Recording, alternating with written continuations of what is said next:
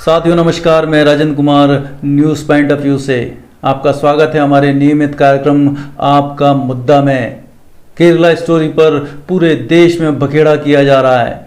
प्रधानमंत्री मोदी चुनाव प्रचार के दौरान फिल्म का प्रचार प्रसार करते दिखाई दे रहे हैं।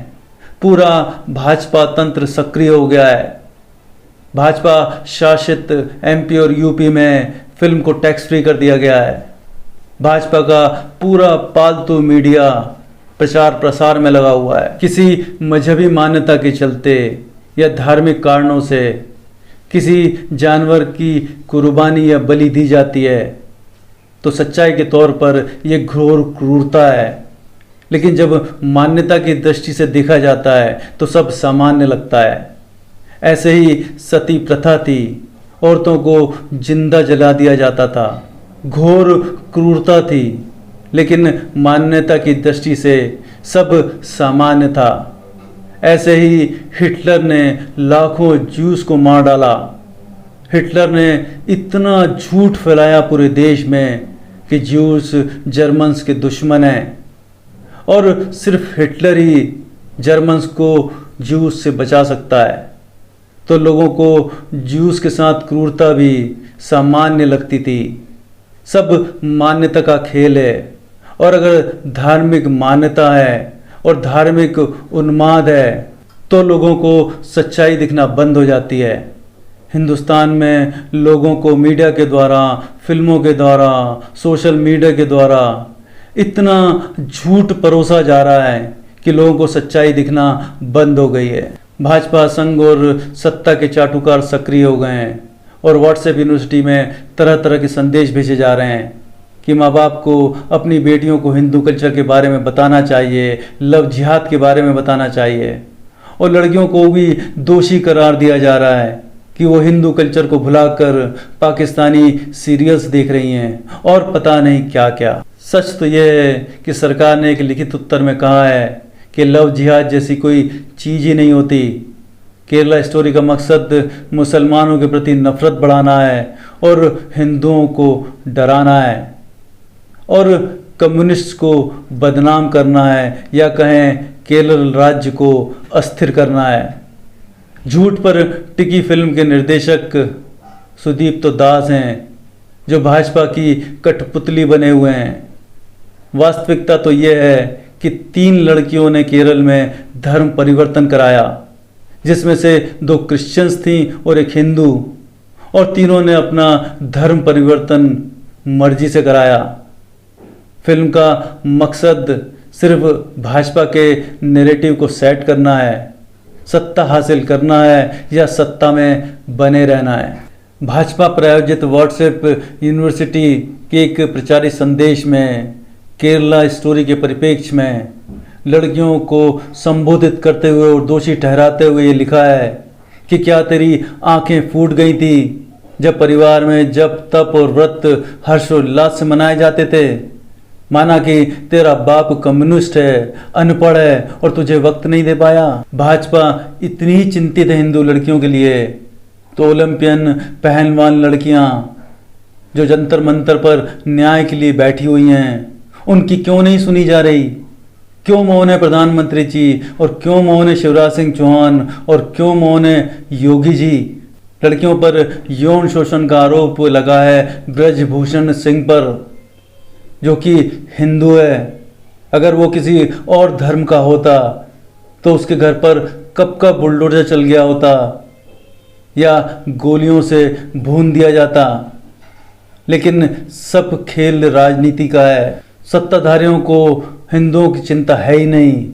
उनकी मंशा सिर्फ सत्ता हासिल करने की है। जनता जितनी जल्दी ये बात समझेगी उतना देश का और हिंदुओं का भला होगा। आफताब और श्रद्धा के केस को लव जिहाद का एंगल देकर खूब प्रचारित किया गया। क्या आपको मुंबई के नीरज ग्रोवर हत्याकांड मालूम है? नीरज ग्रोवर की हत्या करके उसके शव के 300 टुकड़े किए गए। आपको राजेश और अनुपमा के केस का भी नहीं मालूम होगा। राजेश ने अपनी पत्नी अनुपमा की हत्या करके उसके 72 टुकड़े कर दिए थे।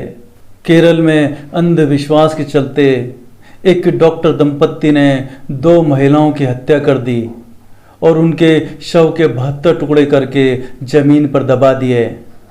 आपको आफताब और शत्दा का केस इसलिए मालूम है क्योंकि उस केस को आपके दिमाग में घुसाया गया है। कहने का मतलब यह है कि मुसलमानों को बदनाम करना भाजपा का एक राजनीतिक एजेंडा है।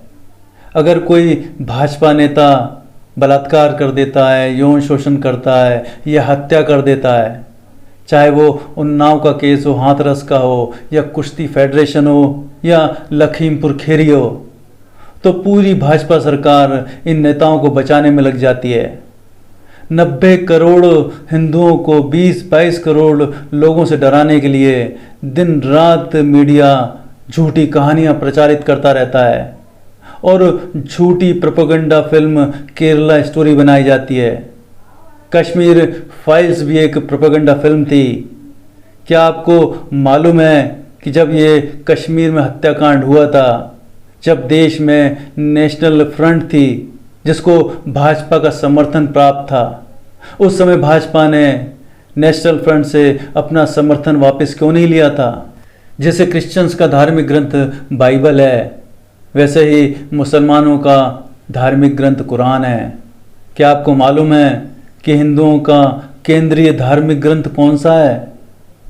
कितने लोगों ने वेद पढ़े होंगे? वेद के 2 भाग हैं, एक कर्मकांड और एक ज्ञान का। ज्ञान वेद का सारे वेदांत और उपनिषद, गीता भी उपनिषद ही है। कितने लोगों ने उपनिषद पढ़े होंगे? कितने लोगों ने वेदांत पढ़ा है? कोई बिरला ही होगा जिसने सनातन धर्म को समझा है। माथे पर टीका लगाने से, चोटी रखने से या गेरुआ वस्त्र पहनने से तुम हिंदू नहीं हो जाते। ये नौटंकी है, ये पाखंड है। किसी दूसरे धर्म से नफरत करने से तुम धार्मिक नहीं हो जाते, या दिवाली पर पटाखे फोड़ने से, मिठाई खाने से या राखी और होली का त्यौहार मनाने से तुम हिंदू नहीं हो जाते। हिंदू होने का अर्थ ये नहीं है। सनातन हिंदू होने का मतलब है आत्मज्ञान होना, समझ से जीना, बोझ से जीना। लेकिन हम संस्कृति और परंपराओं में उलझ कर रह गए हैं। रीति रिवाजों, प्रथाओं और अंधविश्वास, जादू टोना में फंस के रह गए हैं। यही कारण है कि हम सैकड़ों वर्षों तक गुलाम रहे और आज भी राजनीतिक ताकतों ने हमें हमारी धार्मिक अज्ञानता और जाति प्रथा के चलते गुलाम बनाया हुआ है। हिंदू अगर अब भी नहीं सुधरे तो हिंदू गुलामी का वो दौर देखेंगे कि जाति का शिकार होने वाली लड़कियां सड़कों पर न्याय के लिए धरना देंगी, भूखी प्यासी रहेंगी और जाति करने वाला बिंदास घूमेगा। पूंजीपतियों के हाथों पूरा देश बेच दिया जाएगा। पड़ोसी मुल्क हमारे देश में घुसा बैठा होगा और छद्म राष्ट्रवाद के चलते तुम्हें बेरोजगारी, महंगाई और नफरत की आग में धकेल दिया जाएगा और तुम केरला स्टोरी देखना, ऐसी झूठी और प्रोपेगेंडा फिल्म देखना और सत्ता लोलुपों को मुसलमानों के डर से सत्ता सौंपते रहना। नमस्कार।